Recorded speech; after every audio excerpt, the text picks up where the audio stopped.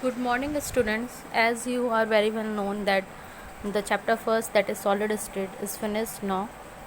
Okay, and so far we have discussed so many topics like what is solid, the characteristic of solid, then classification of solid, basically classification of crystalline solid, where we have seen that it is divided into ionic solid, covalent solid, metallic solid, and molecular solid. Then we have discussed about the crystal lattice and unit cells. After that we have seen the type of unit cells, where we have seen that there one primitive one and non-primitive one.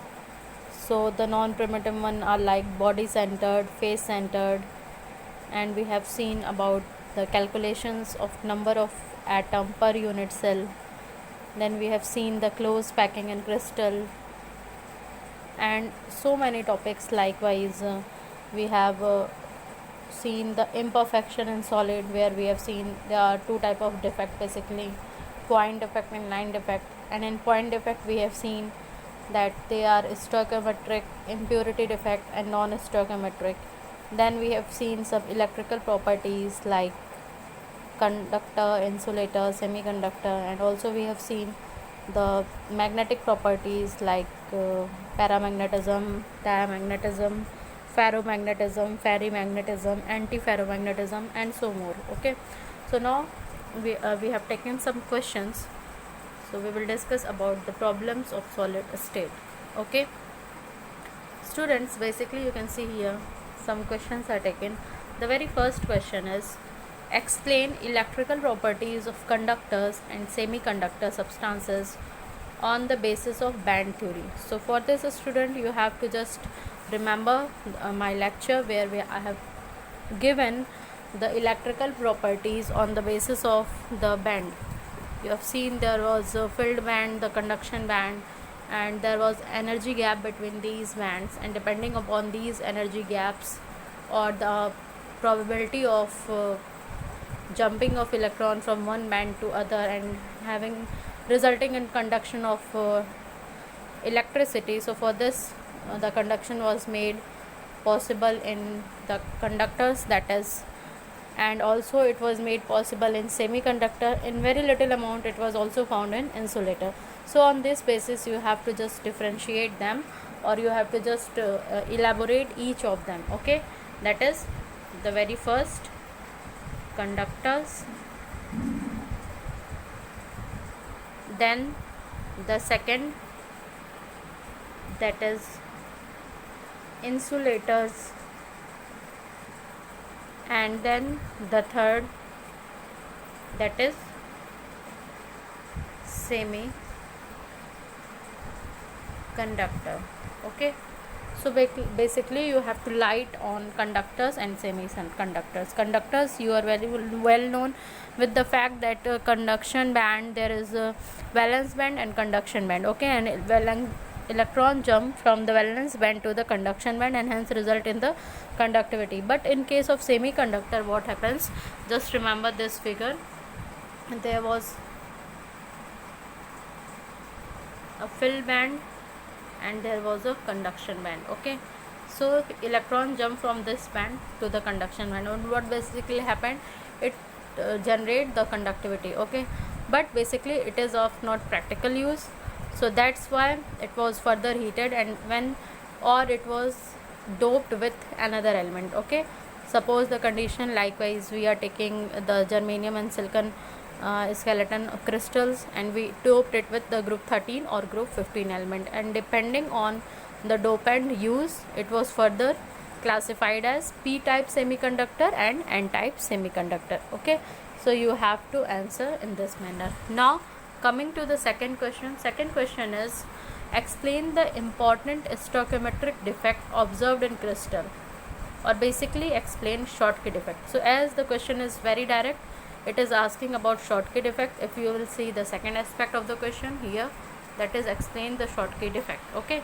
so here you have to directly explain Schottky defect, but basically just always give the base criteria of the question. That is, basically you have to write down that what is a stoichiometric defect, then give the statement that these are point defect that do not disturb the stoichiometry. Okay, And in ionic solid, these are called as vacancy defect. That is, there is some lattice sites which are vacant, and there is interstitial defect. Here also there is a lattice site vacant, but that position is taken to a interstitial position. And in case of ionic solid, the two defect observed, that is Frankel defect and Schottky defect. So Frankel was basically because of the smaller ion, okay, and Schottky was because of the equal number of cation and anion are missing, okay. So this is about the second question. Now let's talk about the third question. Third question is, NaCl crystal has face centered cubic structure, okay. So you have to just remember the condition of face centered cubic crystal. And what next it is asking? It is asking calculate the number of Cl minus ion per unit cell. So you have to give the number of Cl minus ion per unit cell. So what basically you have to do, as it is saying that it is face centered, so there will be 8 atoms at the corner, and the contribution of these 8 atoms will be equal to 1, okay. And as it is face centered, so there will be 6 atoms at each faces, okay, and their contribution will be 6 into 1 by 2, okay. So their participation will be 3, that 3 atoms will be there. So number of Cl minus per unit cell will be, we will combine these two, that is 1 plus 3, and it will become 4, okay. So this is answer of third question. Now students, there is fourth question. The fourth question is asking calculate the number of unit cell in 58.5 gram NaCl and calculate the number of unit cell in 58.1 gram of NaCl, okay. So for this student, you are very well known with the fact that 1 mole is equal to 6.023 into 10 to the power 23, as here is in the case of NaCl. So as you know that each FCC unit cell has 4 NaCl unit, okay. In case of face centered cubic unit cell, there is the coordination number is 4, okay. So for this, what we will basically do, the number of unit cell will be equal to 6.023 into 10 to the power 23 by 4, okay, because as we are talking about the FCC. So from here, the number of unit cell will be basically 1.505 into 10 to the power 23, okay. Now coming to the second aspect of the question, here it is given that calculate the number of unit cell in 58.1 gram of NaCl, okay.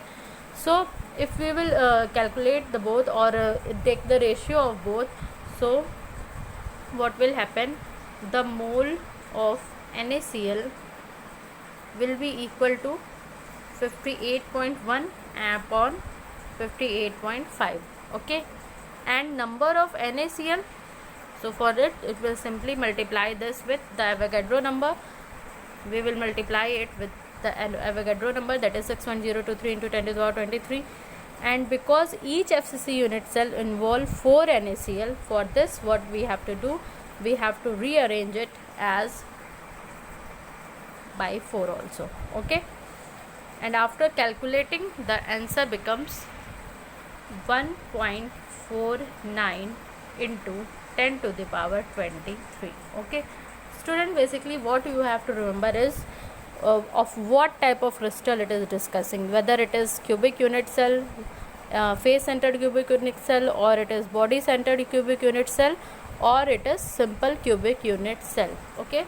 For this, similar question will be of such type, that is here in the 6th. But before the 6th, let us discuss about the 5th one. The 5th question is, in a cubic crystal